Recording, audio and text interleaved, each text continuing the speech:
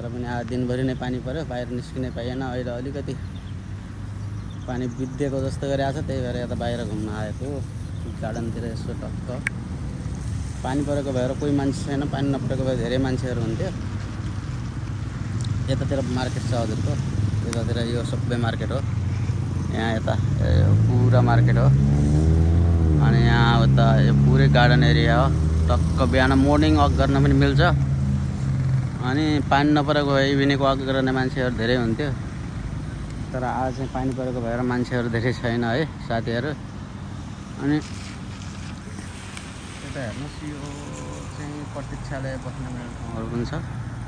अरू पुरै सबै यस्तो हेर्नु कस्तो डिजाइन, दामी डिजाइन बनाएको छ यहाँनिर। हेर्नुहोस् यहाँ डिजाइन। उता ठुलो रुख छ एउटा, त्यो रुखको एकदमै दामी शीतलता आउँछ पछि घामको बेलामा आउँदा। अनि यहाँबाट अनि यहाँ फेरि एक्सर्साइज गर्ने ठाउँहरू पनि छ। यता यो चाहिँ एक्सर्साइज गर्ने ठाउँ हो, टक्क पेट घटाउनलाई। यहाँ राखेर यस्तो दुईवटा खुट्टा राखेर।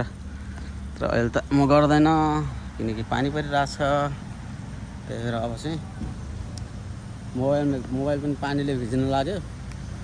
अब चाहिँ जानु पर्ला जस्तो छ, धेरै नबसौँ होला।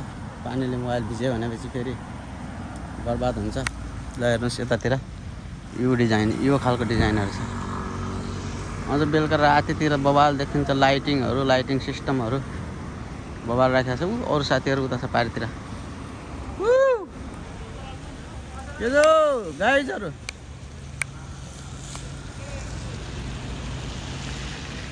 ब्लग ल आउन फोटो सोटो खिच्न। पानी पऱ्यो भने फोटो खिच्नुपर्छ हो।